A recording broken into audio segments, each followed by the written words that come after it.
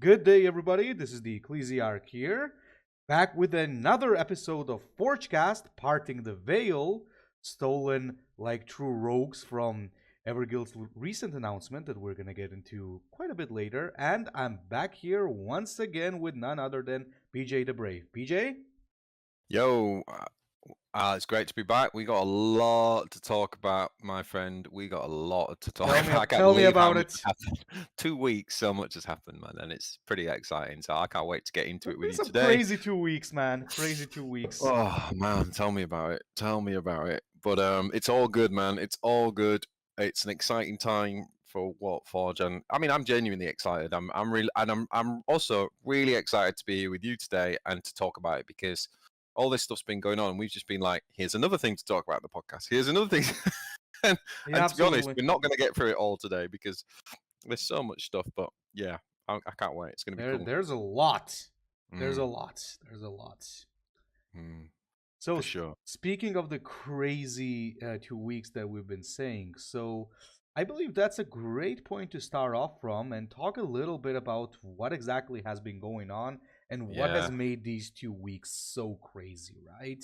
Because there's been a lot going definitely. on. There's been a lot going on, and there I don't even know where to start honestly, because it's been a rocking two Well, two weeks. maybe, yeah, I mean, I think when we last picked up, we were, a week to 10 days away from the end of the season. And I think we're going to talk about kind of what we've been playing kind of at the end of last season, the start of the new season. We'll come on to that in a bit. But then we got hit, didn't we, with we kind of got a news item which essentially said, here's the patch that's coming. It's kind of like giving us a heads up. I think that's where it all And I started. think that's where we should start because that's to me where the whole world started to kind of like spin out of control and everything just went crazy. You know what? Yeah, that's where everything went crazy. But I would say perhaps that patch was one of the things that ended up yielding some very positive things in the end. But let's start from the very Yeah. beginning, right? Well, how did you Yeah, what were you thinking? So when that patch came out, and for anyone who's like keeping up, we're talking about the original statement about the patch, which included that essentially the Neurothrope was going to receive a buff where it was going to get +2 heal, right? As opposed to just +1. And it's not even +2 heal; it's give +2 health, so you can go above uh-huh. your maximum health. That's a small but important detail. So, what was where were you at personally when you read that patch, and then kind of like what were you seeing in terms of the response from the community and stuff? Okay, essentially, like the community had a very mixed response, namely because there were some changes in that patch that were very good. I'm actually gonna start from the good, as I did in my video. But in my video, I was very I was rushing a lot because I was also kind of stressed, and I didn't want it to be too long to kind of catch EG's attention with a short, quick video. So now I'm gonna talk a little bit more about it. So the first thing that I instantly really liked was the patch notes for the Ultramarines. Not everything was ideal, but I certainly liked a couple of things. Now, first of all, the extra card for Uriel Ventress. You know that we even mentioned this in our last podcast, how cool it would be for him to have like an extra card like Garvia Loken from for his Heresy Legions. And suddenly I see that and I'm like, wow, that's so good. Then I see that they suddenly changed the Inceptor. I was like, wow, that's so good. Because that's also another thing we mentioned, that Inceptor being a clone of like Tombblade was not good. So yeah, I then I saw like they buffed a little bit with the Impulsor. Then there was some buff for the Tech Marine.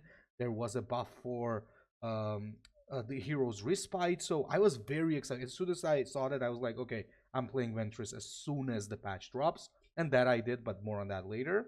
Then I scroll down and I see that there are changes to the orcs, and it's exactly kind of what I wanted. It's that they changed the Makari, so no more Makari abuse, at least not as much.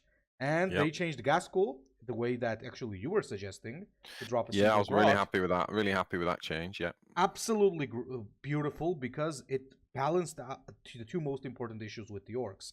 And Yeah. what I was afraid of, if you remember, I was like, please don't gut the faction. Please don't kill the faction like it Mm, happened to the Marines, right? And mm, even though there are still some things that may be considered a bit toxic with the orcs, this was a good place to start for sure. I agree, 100%. Then we go down. There's no Eldar changes, which I welcome. It's Eldar are in a good place. Of course, some people are making a good comment. There are some cards in the Eldar that really could use changing and stuff. Absolutely, Yeah, but I like that they did not make the Eldar either crazy or suddenly hit him with a nerf hammer for no reason.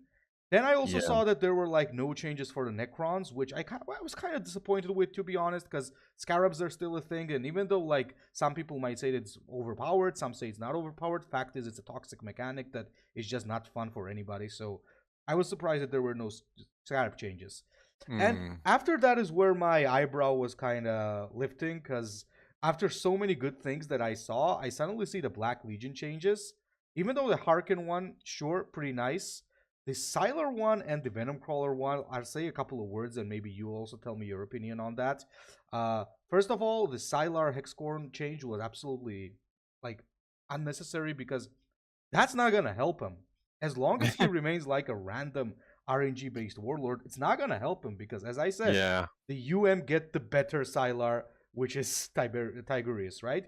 I think what they need, I'm still gonna maintain that what they need to do with Hexcorn is make him choose what he casts, but make those abilities random. Like for example, yeah, I choose to, for example, cast the damage one, right? Damage psychic power. But keep it random, sure. Like, let it be random enemy, no problem. But just make sure that he at least gets to choose what he wants to, right? Because that's gonna be pretty important.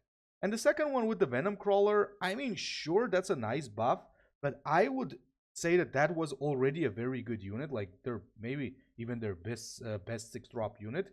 That armor should have gone on the Terminator, because Terminator, I mean, that's kind of the whole thing with the Terminator. So I think if the Terminator got that one armor, it would have been much cooler because you would see more diversity in that play. Because some people who want a tank might get the Terminator, some people who want more value with the stratagems might do the Venom Crawler. So what do you think?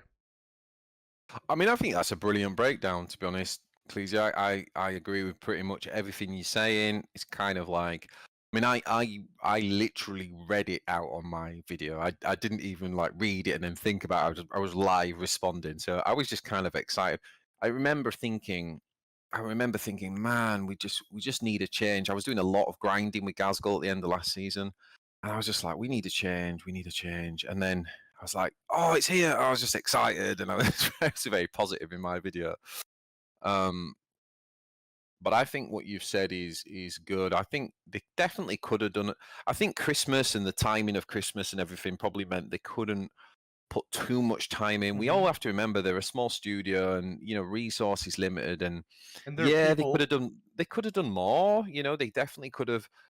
I I wouldn't have been against a few more nerfs in the orcs. I still think Mm. we'll have got for 7 man energy. It could if Yeah, a that little went too up to much. 8, I would not be shocked. And there's things like that. And then the Eldar, I'm actually about to release a video in a couple of days, which is 5 buffs for every faction that I'd like to see. And I think the Eldar in particular, I think there's some good. There's some poor cards. There's a lot of good cards in Eldar, but there's some poor cards, like poor design, that just so far behind. But overall, I say like it was like an 8 out of 10 patch. I was pretty happy. They did the important stuff, and I was super excited. Now I think the one.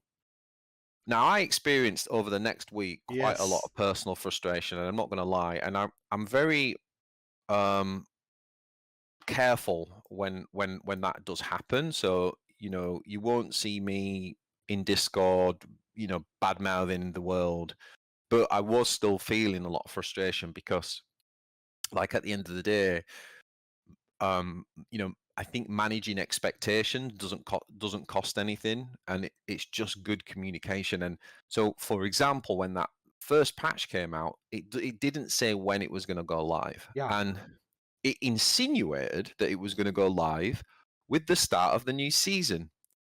And we've had another piece of comms that's just come out today, which we're going to come on to later, which has kind of clarified that monthly patches are going to happen at the start of the season.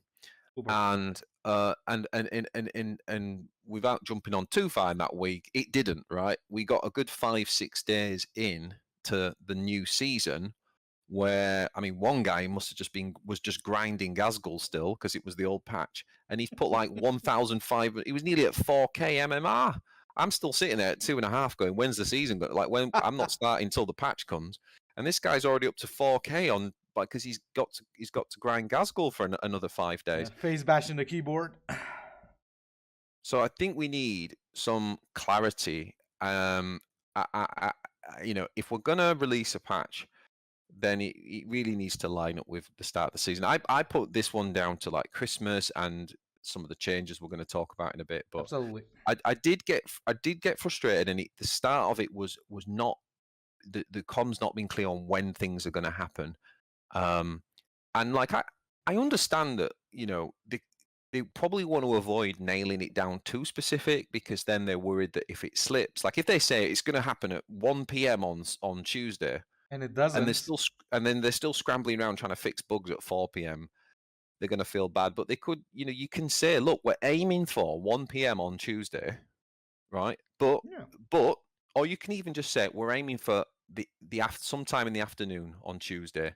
You know, but you know, when we do these things, we have to check, we have to do bugs. So sometimes things can put it back, but this is what we're aiming for. I think that's fair, and then you give an update if it's going to slip. Like, Absolutely. that's what I'd love to see. So anyway, the community went absolutely bonkers about the Neurothroat, and I think the thing that everybody, what I was picking up, don't know about you, but what I was picking up was the thing everyone was upset about was that we just had some very quite binary metas, right? Space Marine, Ultramarines were like 74% win rate, and then we had Gazgul all last season at like a 70% win rate. And I think people were just thinking, oh, we just don't want another binary meta. And then you read the first 80% of the patch notes and you go, this is going to be a great meta. It's going to really work. And then right at the end there, the Leviathan notes kick in. And it's like, no, this Gene Stealer and Neurothroat combo is going to be worse than Gazgul. And I think that's what everyone was exasperated about. And I was hearing, oh, I'm not going to play their game for a month and this, that, and the other. And then you made a video. Back to you.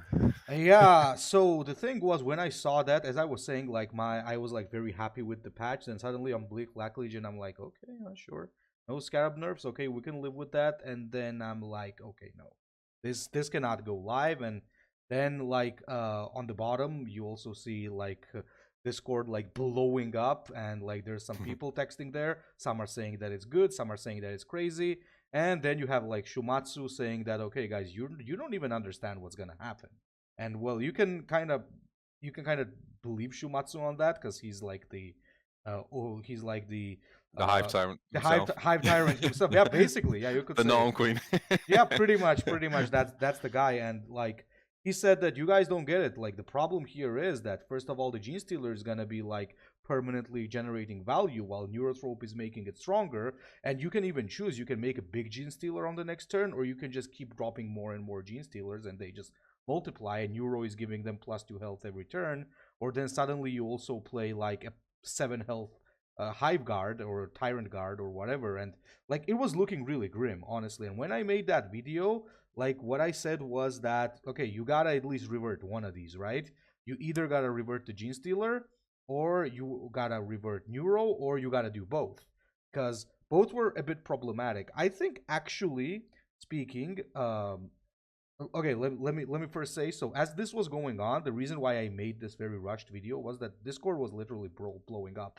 There were some people like asking me to make this video as soon as possible, because you know, maybe EG would like catch it and listen to the feedback more on the video rather than Discord and stuff. And you know, it was really crazy. And I'm not gonna lie, there were a lot of people texting me that, okay, so this game is dead. I'm not gonna play it anymore. I'm just gonna not play it anymore because I have no hope, right?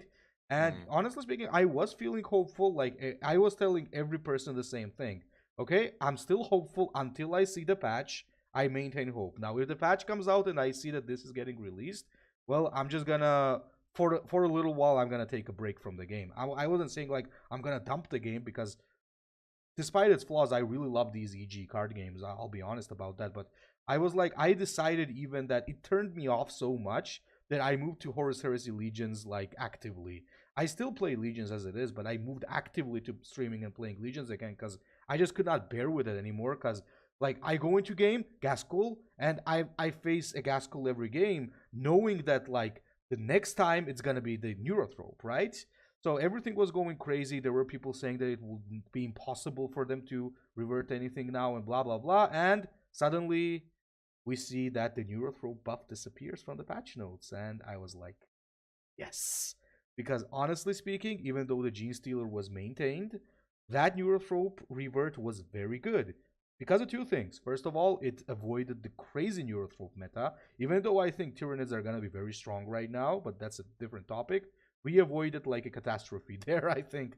And the second thing that was very nice is that EG is listening. You know, I know that a lot of people were still pretty angry. They were saying that, oh, now you decided to listen to it, right? But I think that's kind of unfair because like it's a good thing, you know. Like yeah, maybe it feels a little bit late, but better late than never, as they say, right? I was actually pretty happy that Everguild listened to the community, right? And I'll be very honest. I'll tell you outright. I've been playing EG card games for maybe like 3 4 years. I don't remember. And lately they have been listening a lot. And I'm not exaggerating when I say that because they took the feedback for the Alpha Legionary card that was supposed to make people discard cards, like what the hell, or drop it into the deck, and they reverted in like what 2 days or something. That was super cool. They listened on this Tyranid thing, and they also seem to be taking some suggestions from the community. The Lich Guard nerf, I remember, was a community suggestion with -1 attack. The extra card was a community suggestion as well. So, you know, a lot of things I think that they're starting to listen, and I think that is a very, very good thing that we actually gained from all of this frustration because that actually gives me a lot of hope for the future because if we can somehow establish this communication with Everguild, I think we could have a pretty good game that can last a long time and we could have a lot of fun. Because I honestly still am hopeful for all of these. And honestly, I've been trying out the patch, like already as it dropped, I've been having a lot of fun. I'll admit Mm, I'm having fun in Warforge once again. Back to you, BJ. 100%, yeah. Yeah, I mean, I think it's great that you made that video, and I thought you were very fair in it, and Mm. you kind of were you had a good balance. Like you were mainly positive. You were saying like this is really good, but you were also clear on like this is like a matter of like this is it's weird that card games when this early stage they can live and die sometimes on decisions, Yeah, yeah, of and course. and I think you kind of communicated that clearly. So anyway, once we finally saw that, yeah, like you said, that it looks like the patch had been reversed because it kind of that line got deleted from the patch notes about the was it the Venom throat. Um, then it was like right, then the new season started, and this is for me like where I got super frustrated because I literally said I'm at the end of last season I was grinding because I wanted to finish in the top 20 and I finished 19th, so I did it. But then it was like, right, last thing I want to do is play more Gaskell. But I felt All like right. I can't really experiment with all the stuff I want to experiment with till the patch drops. I even did a video. You guys probably saw. I did like 5 decks to try when the thing drops. Like by the time it actually came, it was like over a week old because because it was the patch took so long. And honestly, I couldn't play the game until the patch came, and it was just getting frustrated. And I literally booted up Magic: The Gathering. I went back to that for the first time in 2 years. I did a stream on Magic. I went and tried Shadowverse. I had a really enjoyable, fun stream. Some Shadowverse vets. In fact, one guy who joined my stream who's been playing Shadowverse, he's now playing Warforged. He was like, he helped him find the game, so that was kind of like partly what I hoped as well. But um, you know, I was just mega frustrated, man. And then um, we started to wonder whether something else was happening, didn't we? And we weren't sure. And then, finally, all of a sudden, Oh the my patch. god. Yeah, yeah. And we were like, oh, could it be this? Could it be that? Anyway, then the patch landed yesterday, and I mean, I'm I'm really happy with it. I've been having a lot of fun with it.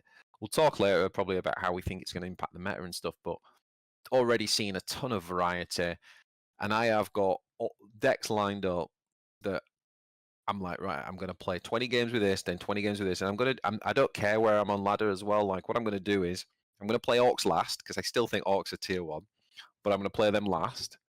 and I'm just going to experiment first. Whereas like last season, I think I started grinding, and then I almost didn't want to experiment as much because you lose your ladder position. Where I'm like, do you know what? Just do all the experiment in the first 2 weeks, and then you can kind of figure out what you enjoy playing most or Mm. what's more successful, and then push. And I think that's going to be the way I'm going to play.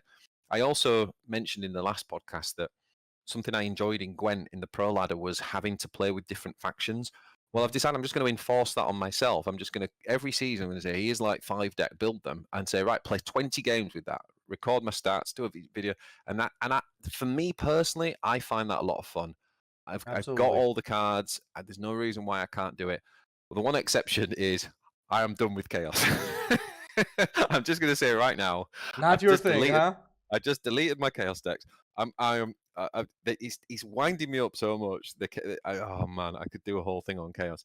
I just don't seem to be able to click with chaos. I'm sure I'll come back to him in a few weeks, but for now, I'm just going to focus on the other 5 factions and come back to it. But yeah, so we finally got there, and here we are. We're like what 24 hours in maybe to the new patch. Mm-hmm. So what have you been playing? So walk me through. Like, it sounds like you didn't play much at the end of the season. I Oh, guess I you weren't too stopped. fussed about ladder position. You went and played No, I didn't care too much HL. because, as I said, like I always experience like one serious problem, which is I cannot keep playing the same stuff, and I Yeah, also cannot keep playing a lot. Like even now, like my most played warlord, I think is Grok with like 160 games or something. Like yeah, some as in wins. I just cannot do that. I just not fun for me, you know. Sometimes yeah, I want to play, I want to make content, then I want to go play some I don't know some other game like Road Trader or Might and Magic or yeah. something, right? So Mm. I very rarely try to climb on ladder. I remember on Horus Heresy Legions I tried only once. I remember with Mortarion a couple of seasons ago. I got to like top 10. I was there for a little bit and then I stopped playing and dropped out. Yeah, yeah. I thought I had it like secured, but no sir, I just dropped out. So it's like I at some point I just get tired. Maybe I'll try it once. Maybe this season even because this season seems pretty good. But yeah, I wasn't playing a lot, especially because I was really tired of seeing the gas schools, man. Like it was already too frustrating for me, and I just couldn't take it. And there were and I admit I was pretty salty because there were a lot of games that I was supposed to win against the Gaskell, and boom, then he Makari abuses me, and I'm like, okay, yeah, sure, buddy. So tier one warlord, and you also do that to me, and I just got kind of tired. You can't even you can't even like blame it because it's in the game. I get it, and if they're trying to be competitive, I guess you could kind of understand it. But in any case, for me, it was pretty frustrating, so I stopped it. So I And played how did some your legions. Hmm? and how did your chaos experiment wrap up? Were you like recording games in the end, or did you just sort of play it I just until played you? it. I would say like Abaddon was doing pretty well. Like when I started like climbing with Abaddon, I was like 3.4, I think, and I think like 4K was the top 50 break point. I went up to like top 30 with Abaddon, then like stopped playing again, and then I dropped out. Chaos was doing pretty well. I am not gonna push and say it's like an amazing strong faction, but it was doing pretty well. It can do it, It's not as bad as people say. Well, actually, hold that thought. Not Chaos. Abaddon was pretty good. I'm gonna put it right there because Mm. not Chaos, not Black Legion. Abaddon was pretty good. So we're 24 hours into the patch. What have you been playing since the patch? Oh, my friend, my decks have been very spicy, and let me reveal some of my beautiful secrets. So, number one, as you know, not a secret for you, it's been Uriel Ventris. I just hopped on that Uriel train as soon as the patch released, and it was really good. Like I've been enjoying it a lot, like running that Hero's Respite as well as the Librarian, and then Mm. it just functions really similar as I kind of predicted, similar to Garviel Loken used to. Like you just swarm the board early mid game, you just try to just blow your opponent up. If it transitions into the late game, you're gonna lose. Very simple, and games are pretty fast. It's enjoyable. I feel like I'm playing Horus Heresy Legions, which looks a little more beautiful. That's what I feel when I play Uriel Ventris. It feels like home. It's super. I love it. That's one deck Mm. that I've been playing. Number two, you also know, it was Iliac Zephyr Blade. I've been trying him out, and honestly speaking, I've been having a lot of fun with Zephyr Blade as well. Ever since they changed his ability, I still thought that he was like meh, but I think he's pretty okay. Like at least he goes at least as equal to Keltalk when it comes to usefulness. Because first of all, he does have that 3 damage now to take something out, and his damage can ramp up so much. Like imagine this, if he drops the striking scorpions, next turn when he plays his ability, he can deal up to 8 damage. Like so 3 shuriken from the scorpions, 2 from the scorpions, that's 5. Yeah, he can deal 8 damage right away on the next turn. It's pretty sick. And if he's playing like this striking scorpion Exarch, oh Christ, then that's like 12 damage on the next turn. Like he can be pretty strong. And that 40 HP helps. Of course, I still think that he's a bit inferior to Madriel Galen when it comes to actually being competitive, but he's been doing pretty well. That's 2. And number 3, my new personal favorite that I'm still working on, Hervagon. That's super crazy because it was like, how did I try Accused that? pulling out all the memes. Yeah, the Turvagon, man. It's been doing so well. I remember like I texted you and said, "Hey, wait a minute, like hear me out. The Hormagons and the Gene Stealers, maybe we could use that to Turvagon." You were like, "Okay, just go and try." And I did. And I would say like out of 10 games, I think I won 6 games, which is pretty normal, which is much different from what it used Yeah, to be from the old Turbigon. And we couldn't win one game before. yeah, plus I'm gonna say that out of those losses, 3 I believe, no, 2 was against the Orcs. Very close though. Well, one was not close. One was actually fairly easy for him. Second one was Mm. pretty close. One was against I think Necrons, and one was against Chaos. So, like honestly speaking, it felt pretty good. Now orcs still feel like a crap matchup for Tyranids because of orcs. Orcs have too much removal, and Tervigon is all about sticking to the board, and Mm. orcs have like too many flanks and hard removals for you to just stick and make anything stick. But when it comes to like playing against other factions, it was pretty interesting. And I beat like Tyranid players, I think 4 times, like 3 Swarm Lords and a Neurothrope. The thing was that with now that you have this Hormagaunt in your deck, it actually grows and becomes very strong. Like that buff to its attack is actually pretty huge. On top of that, the Gene Stealer is also there. It allows you for a solid mid game. The thing is that the thing that kind of bugs me, like 2 things. Okay, first of all, obviously you don't use the Broodlord. You don't use the Broodlord because you don't really have a lot of things that you can use with it, because Tervigon plays a little bit of a different style. He plays for Swarm, he plays for like units on the board, not for Synapse. So Broodlord actually doesn't go in my deck. I still have, of course, the Bloodthirst because that's a win condition right there. Like Broodlord is also a win condition, but I think it's more for like Neurothrope as well as the Swarmlord. But here's the one thing that kind of bugs me as I'm playing the Tervigon: the High Fleet Leviathan. It costs. Mm. I've been thinking a lot about it, and there's a big problem. First of all, obviously, as it is now, it's useless because 7 Mm. energy is too much. You cannot just. What should it cost?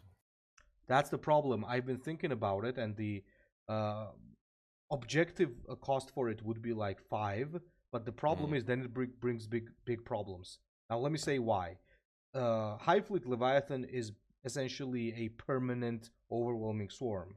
With 2 overwhelming swarms, Tervigon can fill the board with like gigantic units because everything costs 0, right?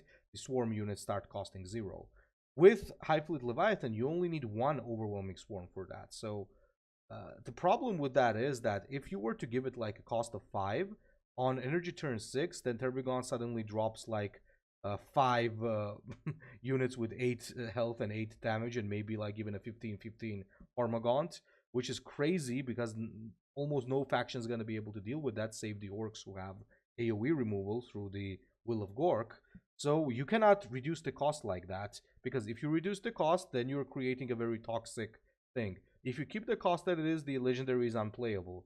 I think it needs a rework, honestly, a complete rework for the legendary. It should do something else. Maybe what it could do is like it could, as I said, I don't like the win buttons. I don't like when you press and summon like a lot of units. I'm not really a big fan of that. Rock Maybe, invasion. yeah, exactly. Maybe what it could do is it could create maybe a couple of random swarm units in your hand and give them and reduce their cost by 2. for example. Mm. And that way, like, you can drop like very big units, but not fill the board with units, right? I don't know. It's something to think about, but as it is, if you just reduce its cost, it's going to become toxic. I think it needs a little bit of a rework or something. So yeah, I've been enjoying Turbogon. I'm definitely gonna make a video on it. I'm gonna make a Uriel video as well. I'm gonna make a Eliak video. A lot of stuff that I've been having fun with. What about you? What have you been playing? Yeah, sounds fun. Yeah, I mean, like I say, I did a bit of experiment in sort of like third week of the season, and then the last week I just grinded with Gazgul, and I finished up on a version as well with Gazgul, which was a bit surprising to look at on paper. So I finished with my Cube Smash version, which is kind of in one of my videos where I kind of highlighted two versions that I've been playing. I may have tweaked it a bit since then, I don't know, but it was kind of a weird deck, you know? It didn't have any Green Horde, didn't have the Slugger Boys. Mm-hmm. It had only one um, Squig Buggy. It didn't have any Snazwagons for a long time, and then I ended up putting one in and dropping down to one Burner Boy. Mm-hmm. Um, and it was just a very and it had the two Unbridled Carnage. It looked a bit strange on paper, but it had the best win rate of all the Gazgul decks I played. It ended up having a 77.5% win rate, Pretty good. and and when I say that's like 100 games, I've got 100 games in with that deck in the end. So yeah, so I finished top 19 with that. So, but I'm happy to kind of put it down, and I'm happy that they nerfed Gazgul, because Absolutely. Gazgul, even though the Orc cards are good, Gazgul himself, that mechanic was breaking the game. And anyway, so new seasons come along. What I started to play when I couldn't bear it, and I was waiting for the new deck, I just started to play my Anvia deck, and I'm really enjoying that. So I've built an Anvia deck. I played a little bit pre-patch and quite a bit since, and then I went on to obviously the Uriel Swarm aggro deck, which I've released a video on. Really like that deck. I started out playing it not very well, and I sort of had about a 50% win rate after about 8 games, and then I started to get it, I think, and I made a little tweak, put the Cassius in there, and now it's I think I ended up with 65% after 20 games. And to be honest, if I kind of played the way I was in the last 12 games, I think it would have been higher than that. It's a good deck. I really think that deck, if someone wants a deck to climb ladder with, I think that's a great deck for this season. It is super fast games. It's fun. It's still got good. You still can mess it up. You still got to make good decisions, Mm-hmm. but it's a really effective deck, and I think it's going to do really well. I think I was beating Grook as well, which is good. Yep. So it's a good deck. And then I am now currently on to my Swarmlord. So like I say, I'm playing like 20 games with each one and recording it all, and I'll make a video on my channel. So I'm currently about am I 8 games into, how many am I into Swarmlord? 7 games in with my Swarmlord. And I'm at 57%, but we'll see how that ends Mm. up after 20. Yeah, he's good. I think my curve's a little bit too high actually on that deck, but I might make a couple of changes. And then I've got some other decks lined up. I've got a couple of Necron decks. I want to go back to my Ghost Ships, Relentless Horde, but I really want the Res Orb. But what I've done is I've actually taken out a couple of units. I dropped a I had a 3-drop Gauss Immortal, and I had a two of the 2 drops, the Tesla Immortals. I dropped one of the Teslas and the Gauss, and I've put 2 of the are they Psychomancers that stun the units? Psychomancer is really good. Yeah. I've put 2 of those in because it's kind of like a tempo deck, and I'm thinking that's a tempo card now since they changed that. So I've put those in, and I'd kind of like want to run that deck now and see how that, because it was doing okay anyway, and I think it could be like low key okay, but we'll see. I've built obviously the Imatech control. I want to take that for a spin. I say I'm giving up on chaos. So what we've done, so I think that's all the factions, isn't it? Who have I not said? Which faction have I not said? Oh, and Orcs, I'm going back to Grook. Mm. I'm going back to my Rockard control-y type version, but I'm going to do that one last. I want to do all the others first, because I think that's going to be the best deck. But I don't know. We'll see. We'll see. I mean, You orcs know. still seem pretty strong, and they are strong because they still have Oh, like 100%. their main tools. At least it's just that the only thing now I think that will feel very infuriating against orcs is like turn to full board. I guess that's kind of cancer, but you know, Yeah. everything else could be manageable. It could be okay. And honestly speaking, uh, this is a good time to be playing Eldar, people. Well, let me explain why. Since there's gonna be no more Gaskell, like which is super powerful. There's no more in the first Oh, season. In the first season, the Ultramarines were dealing too much damage to the Eldar, and the Eldar could not like survive it. They had to rely on that evasive maneuver stuff, which was very difficult. After that, suddenly you have like Gaskell dropping, who is a little bit overpowered, so it's still a problem to deal with it. Now everything is somewhat balanced. There is of course gonna be decks that are going to be stronger than the others, but at least nothing seems as broken as it was in the previous patches. The only thing that might seem super annoying, I think, in this patch, is just my prediction, is perhaps, if you're not an orc, obviously, is the Tyranids, because that Bloodthirst is still a thing, and Stormlord can just destroy you from 40 HP anyway, but Eldar are now, I think, pretty good, because first of all, Eldar do well against the orcs in general, because the what's it called again? Oh my god, Eldritch Storm is really good against them. So Eldar mm. are in general pretty okay when it comes to fighting orcs. They are pretty okay when it comes to fighting the Tyranids as well. It's just that depends on the Tyranid deck. Obviously, if you're playing more of a big bug armor type Tyranid, it might become a bit of a problem. But Eldar and Tyranid is still an okay matchup because Eldar have a lot of ranged potential as well with flying units, which kind of mess the Swarmlord up. Uh, with the Necrons, their matchup I would say is pretty even. It really depends on how it goes. Chaos is also a little bit problematic because of their high health and armor, but in general, I think it's a nice time to be playing Eldar. Like, really nice. I think Galen is going to score a higher win rate. I think Emotech is going to score a higher win rate now because Emotech is really good against Ultramarines in general. I still maintain that he's pretty good against the Marines.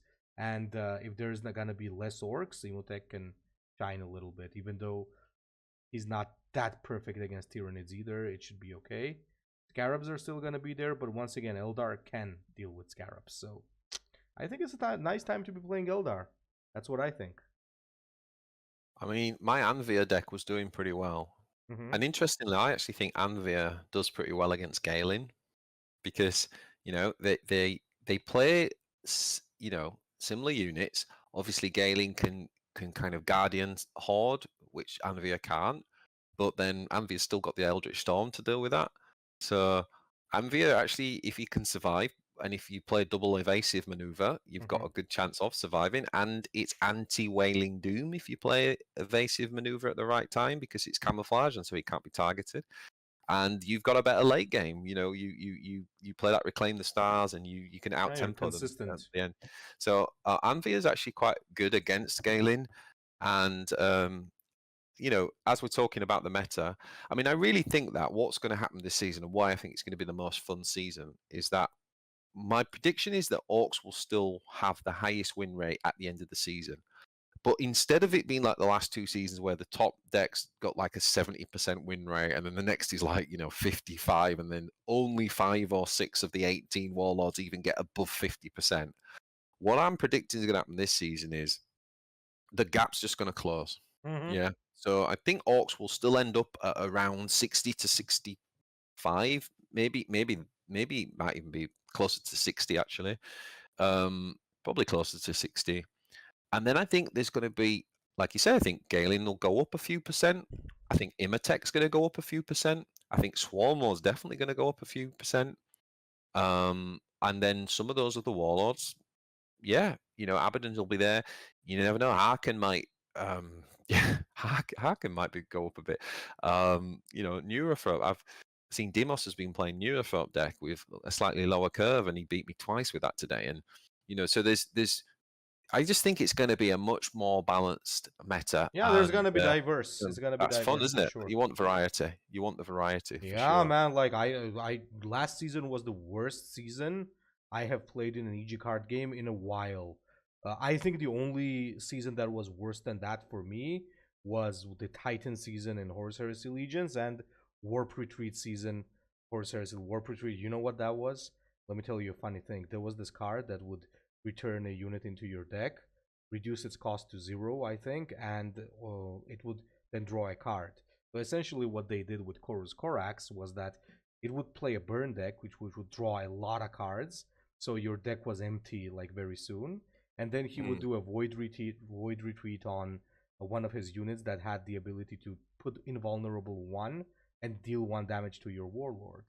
And he would replay it over and over and over and over again, and you just played against Korax, just trying to race against time, and then he just one-shot you from max HP.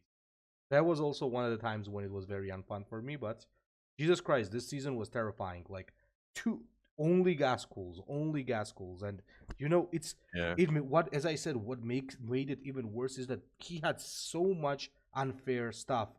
The two grots unfair, Green Horde on top of that unfair with the Carnage. Then there's the Makari abuse. He like had everything. Then on top, if all of that didn't work, then he would drop Rock Invasion, right? Jesus Yeah. Christ, like he had so much unfair stuff altogether that it was just frustrating and infuriating, and there were still a lot of people just spamming gas cooler scarabs, and it was disgusting. So I think this season is gonna be much. I had a lot more fun play against the Ultramarines. That season was better for me compared to this season. And this one, I think the upcoming one is gonna be the best one yet for Warpforge, for sure. That is that is my expectation as well. Even though, yeah, like guys, don't get me wrong, guys. Those of you who are listening, I'm not saying that everything is ideal. There's a lot of things they need to work on.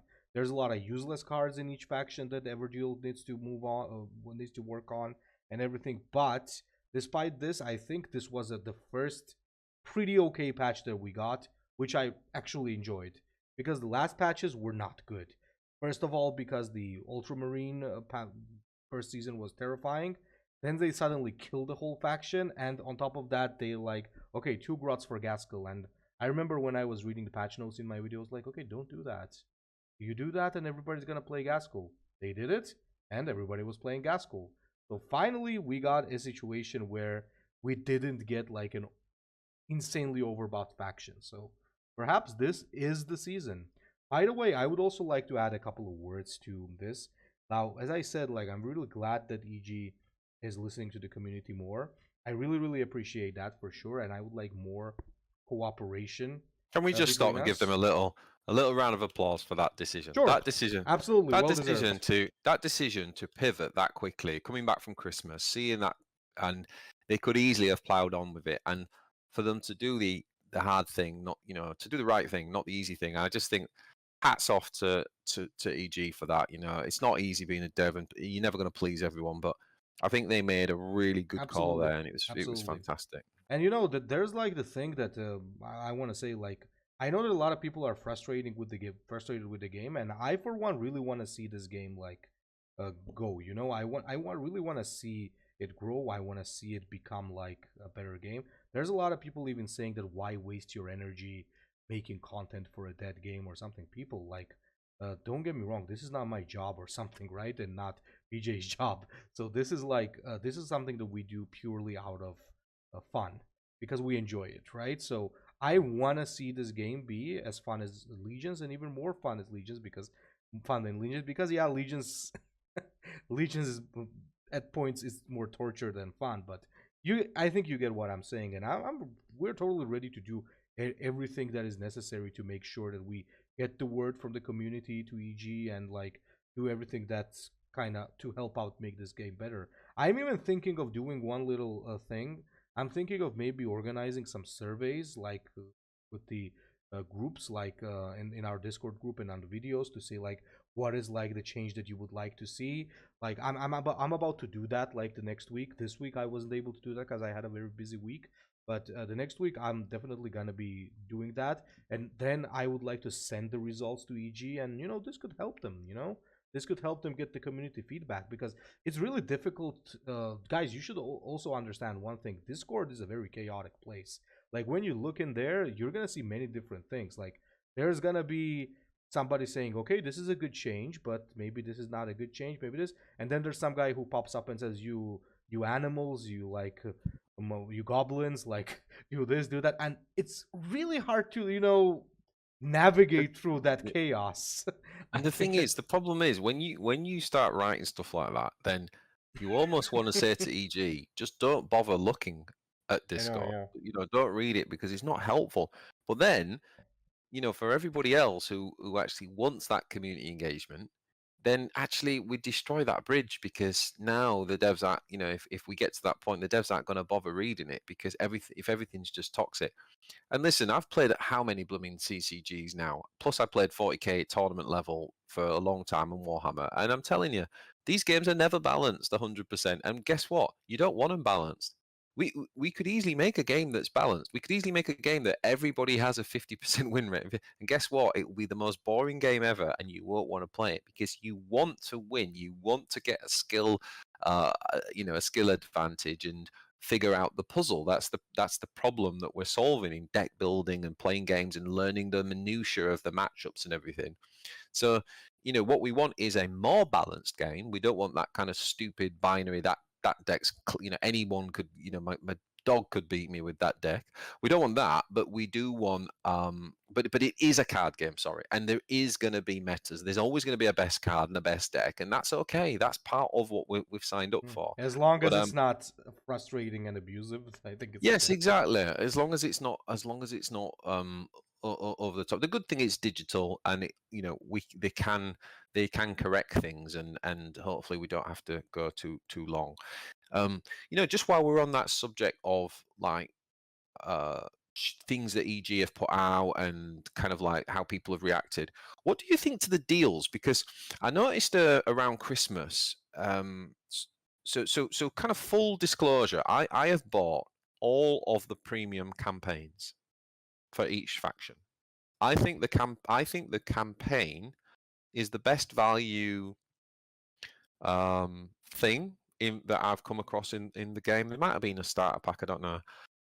And then I noticed around Christmas, loads of bundles were coming out, and honestly, I wanted to give them some money. I wanted to support them. And so I think there's kind of two questions I've got for you here. One is like, first of all, and I've even had some fellow gamers like message me like, there seems to be this thing in free to play card games that it's like a sin to spend money, and I think we should talk about that and kind of, because I'd kind of like to get your opinion on that first of all, and then the second thing is um, related, but it is separate, which is how well do you think they're placing their price points and bundles? Because like I said, I really wanted to give. I was like, cool, let me buy something over Christmas, and all these bundles came up, and I was like, this I might as well roll money down the drain. Like this is no use to me at all. So I was frustrated because I was prepared to give them the money, but they weren't packaging the right things. And so yeah, so there's kind of 2 points there, isn't there? And I wondered what your thoughts were on those two things. Okay.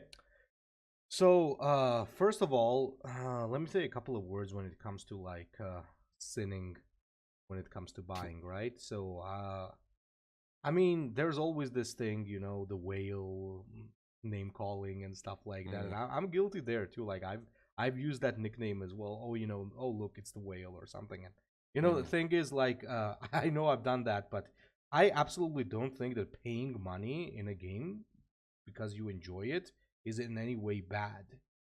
Paying money, I think, becomes bad when when you yourself believe that the developers of the game are kind of being very let's say abusive towards the player base, right? mm, Now, but this is what I'm saying. There's always going to be people who are going to say that it is abusive, predatory, and so on, right?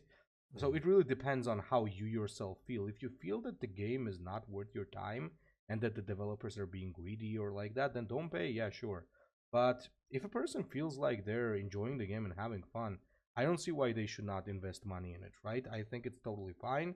And even if you put that like beside you, I totally understand the people who are free to play because I'm free to play in most games that I play. Even though I'm not exactly free to play in Warforged because I've spent money on the campaigns for sure. I was mostly free to play in Horse Race Allegiance. Maybe I bought like one or two things there, but mostly I was free to play. Mostly, as I'm saying. But in general, what I'm saying is that this is a very small company. This is a very Mm, small company. This is not like a huge company, and they really need that. I mean, I understand that you yourself might be frustrated and don't not want to spend the money there, and you yourself might be free to play, but don't be angry when somebody else pays money, man, because they're kind yeah, they're kind of supporting the developers of the game that you play, right? hundred So, percent. but however, there are times when I think the community should also make their voice heard. Like, for example, I'll bring like a thing when the battle pass came out in Horus Heresy Legions. I said, okay, I'm not gonna spend a dime on this. Like, there's no way I'm spending any money on this, and I'm not spending any money on it even today because I think that the battle pass in Horus Heresy Legions is absolute garbage and is just stupid because it just doesn't give like half the uh, reward that is worth like for that the amount of money that it costs. On the other hand, the premium campaigns of Warforge I think are one of the best things because Yeah, just by purchasing the premium campaign, you can already build a competitive deck by the time you are done with it, which yeah. usually takes a week maximum. Like you could just do daily Mm, missions. And I remember when I started playing Warforged during the early access, I just instantly bought the Necron campaign, and 2 days in, I already had enough things to make that Imotech guide video, mm-hmm. which has a lot of views right now. I'm happy that people are picking it up, but like I don't regret spending that money because it was good. It was okay. Maybe you could argue like that the price could be lower and so on. I totally understand that, but like what I'm saying is that that was good value because Or you maybe got you could argue that the Chaos one's not worth it. that could be the thing. But like but there's Hashtag fix chaos. I know, right? You're gonna be number one enemy of chaos, but here's where the problem actually I'll be on arises. Discord later. You see me in the Chaos faction. in the Chaos in the channel. in the in the chaos discord, you get Yeah, there and you're yeah, like, okay, who yeah. bought the campaign, who's the loser? Okay, anyway, like what I wanted to say was that however the problem starts to become visible when we compare some of the things that are available to us, right? So as I said, once again, I'm repeating, I'm totally not against people paying money for this game. Like I paid money, I didn't buy like a crazy lot amount of stuff, but like I at least purchased some campaigns, and I think that it was a good investment. But in general, this is what I say. The problem that I see here, one of the bigger problems that is that. Oh, by the way, and just one thing, buying things might become very, very problematic when it comes to getting unfair advantages. And no, somebody getting cards sooner, I don't think is an unfair advantage right now, at least, because come on, like you want to have everything like in the first week, then well then be prepared to pay some money because it's a card game, you gotta grind, right? It's not like somebody is getting something that you will never get and it's gonna become a very big advantage, right, for that money. Like let me give an example. I remember there was this one Georgian server for one of the MMOs, very old one, like Lineage. I remember that. And I remember there was crazy because people could purchase items that did not exist in the game for other people for the money. Now that is toxic. That is terrible because if you get something that will make you unbeatable for me like forever because you paid money, that's stupid. But come on, it's Yeah. if I just get the card sooner that you're eventually gonna get, So yeah, that then it's fine. there's rules around it to ensure that it's fair, but the principle of spending money on your hobby. I mean, look, I get it, guys. Like when I was a kid, we didn't have money, and the only time I got a game was my birthday and Christmas. And I would never even dream of even asking, oh, can I get 20 quid for a some booster pack? It just wouldn't happen. So I understand that not everybody can afford to buy stuff, and that's absolutely fine. And I think it's great now that you have free to play games where people can play a game like this and can put their time in and grind and enjoy the game and play the game and have the same access to someone to a millionaire basically who could just drop untold amount. Yes, they might have to spend longer on it, but I think that's fantastic that that's available to them. Yeah, But I also think that it can get that we. I think since free to see again, when I was a kid, like free to play games didn't really exist. They were called demos. But like now, it's like I think people have got it twisted that Like, just because a game is free to play as an entry, like you said, there's still a development team behind that. There's still people's jobs behind that. There's still, it costs resources and money to make that game that you're enjoying. And if you're getting value out of something, then you should feel happy to put some money, because that's your way of supporting that game that you love to continue to be played. So that's one of the ways that I look at it. And like you say, even if you can't afford to play it, then certainly not, like, I don't know, bad mouthing people for because they put Absolutely. 20 quid onto onto some Yeah, I packs mean, or come on, you right? can joke, of course, but like that should be the Yeah, end of it. Like, yeah. that's where it should stop. And Uh, the thing is, this everyone you said about the whale, but there's things in between that. Like, yeah, certainly there's the whale who's just like jumps in and spends like a grand and gets everything fine, whatever. But there's something in between that, right? Which is just someone who's like, okay, do you know what? I might drop 20 quid um, on this oh battle my pass, god. and I think that's fine. I always find it super funny, like the whale, the name itself. Like Mm. it's just too funny for me. I don't know. I just can't. But BJ, there was one important thing that yeah, I was that I want to add. Like as I was saying, however, there can be a problem when it comes to what kind of deals are offered to players, right? So let me Mm. say what I mean. Premium campaigns, as I said, like that's bang for the buck. That's like very good. That's very good. This is what I want to see. This is what I wanted to see in Legions. I buy something. I spend like what is the premium campaign right now? 19 USD or something. I don't remember, $20 or something, right? I spent $20 and you give me a lot of gems. You give me a lot of cards, some exclusive avatar and card back as well. Plus I get legendaries. You can get 3 legendaries in total from there. And yeah, that's pretty cool value. That's good value. But then suddenly there are some offers that are usually out in the shop that's kind of not that good because there's some Mm. packs in there. There's some card back, exclusive card back, and it's like boom, suddenly like $50 or something. I don't think like I think what mostly the more constructive feedback that I have seen about this whole real money thing was the people are saying that it's not the value that is written on the thing, right? It says like 200% value, and the player is like, but why would I do this when I can just go and buy the campaign, right? What do I do it for? The pretty card back? I don't think so. I think um, however, it can get better. It can get better in what way? I used to love the offers that were in Gwent. Now I know that you and I are using Gwent a lot as an example, but it's a really good game. It's a game that And has incredibly friendly on the resources. I mean, that's a exactly. game that's a game that was too friendly on the resources, quite Yeah, a honestly. little bit too friendly. Yeah, I have bought battle passes in Gwent. Like I've blown a lot of money on it. I'll be honest. Like Gwent was on Hearthstone. I have never paid like even $1, but on Gwent, like I was like, okay, shut up and take my money because when I look at the battle pass, that was so cool.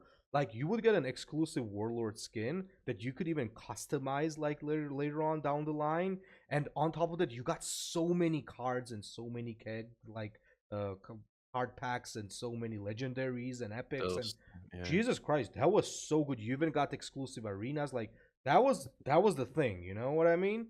So yeah. when it comes to the deals, I think that what EG can do is that well, I don't know, and I also want your input on this. I think that they should stop with the like here packs. That is already available in the shop, right? You buy gold for money, you get big. There's somebody who just wants to open the packs, and I know a couple of people who like doing that. Sure, there it is. On the special offers, they should make something more interesting, like make just like for example in Horus Heresy Legion, sometimes we had the exclusive skins. Like for example, you could have a Mortarion skin that looked different and had original voice lines and stuff. So with Warforge, what they could, or sometimes it was even a different character. Like for example, I remember uh, there was this Night House's warlord. I think Maccabeus one.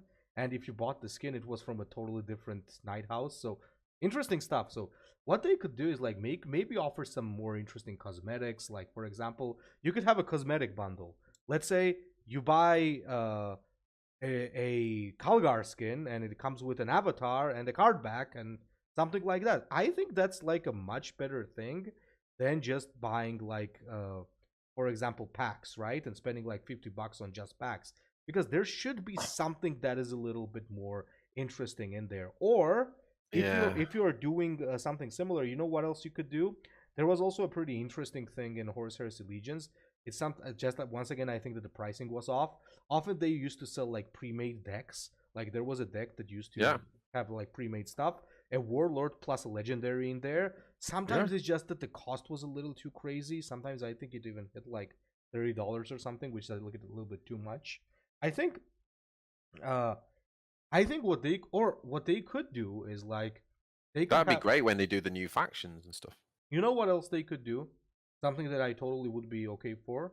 They could let people buy legendary wild cards, but not as a part of some gigantic bundle.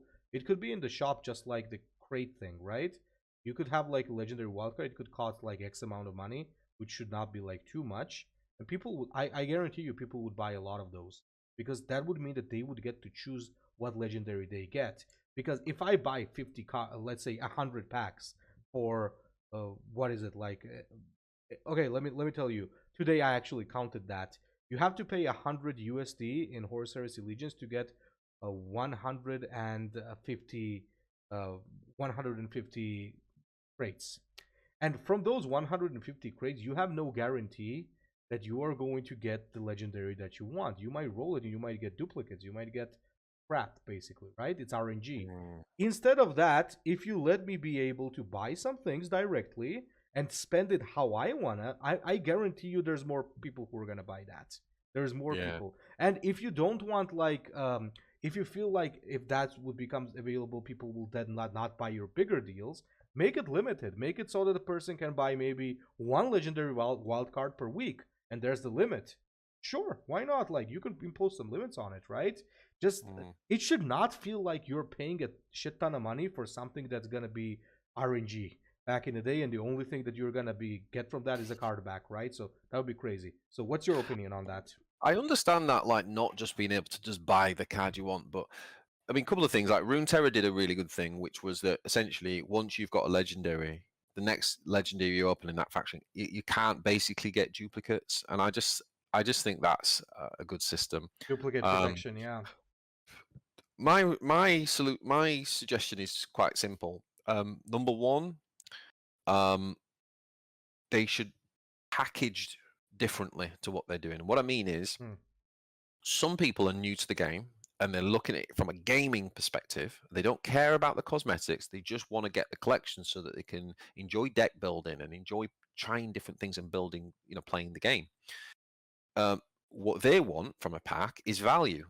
That's all they care about. Like, I've got a friend like that. He doesn't get you give him a card back that's just black and an avatar that's black, and just he doesn't care. He'd rather have the cards and the deck, and he Mm-hmm. wants to play the game. So you need to cater to that audience, and their bundles don't do that because the avatars and all that stuff just basically throw the whole value piece out. Then you can have another package which is for the collector stuff, and that is for you get this awesome card back and you get this, and so I think they need to package them differently. And then the second thing is, I just don't think the price point's right. Yeah, Like you've absolutely. touched on this, like the premium campaign, the price point, brilliant. They nailed that. That's pretty good, yeah. But they have not nailed these bundles at all. They're overvaluing certain things, and it's a shame because I think they'd sell a lot more if they could sort the price point out. So they're the two main things. The other thing I really liked your idea about, but I think this is for when they release the new, like the tower and the guard and everything. I think being able to buy day one a pre-made deck that doesn't obviously have the whole collection, but it has one legendary, one of the leaders in. I think that's a brilliant idea. I'd buy that, 100%. Yeah, that could be pretty good. That could be pretty good, or maybe it comes with a wild card so that you can choose. Like totally good. So Yeah. little more control in what you want to do. I guess would be nice, and yeah, some Mm. bundles and stuff here and there. That could certainly be pretty good. So yeah. However, I'm still going to point it out. Like as I've said, I've been playing both games, Horus Heresy and Warforge, and Warforge right now is far from being ideal. But one thing that I'm definitely gonna say, Warforge has been much more generous compared to Legions, and the team has been much more in contact with the player base lately. In Horus Legion, sometimes I felt like Everguild just didn't exist because we would scream like so much about something and it wouldn't happen. And lately, they have been listening. Like, and don't get me wrong, guys. Like, I could have just started and said like right now, oh, but I said the Gene Stealer was like this, and why didn't you revert it? No, like I said two things, right? Gene Stealer and the Neurotrope. They reverted one, and I totally get that, and I totally support it. And you know what? Guess what? It turned out to be a good decision. You know why? Because I played today a lot at the Gene Stealer, even though annoying, it's not that huge of an issue, It's not right? that bad. It's not But that bad if at all. but if there was like the Neurotrope Oh, it'd buff, be ridiculous. it Yeah. would be ridiculous. Together, it Yeah. would be, of course, ridiculous. But Togetherness, yeah. I think they nerfed the correct one. I was actually Yeah. suggesting that they nerf Gene Stealer. They prioritized the Gene Stealer and then Neurotrope. They went the other way around, and they were correct. So No, they were definitely correct. like one thing at a time. I'm totally fine. I think this was a good patch. I would rather they take things slow rather than they tackle all the stuff together. Like, I know that some people still said, but yeah, but there were two types of people in the chat when it came to orcs. Some of them were like, this is a very good change. This is good. They touched up on it and they changed some things. So let's see what comes next. And but yeah, you know, Green Horde still needs something. But then there were people, oh my god, where'd Green Horde nerf? Like, bro, I get it, but if they bring too many nerfs together, then there's gonna be people saying, okay, they killed the faction.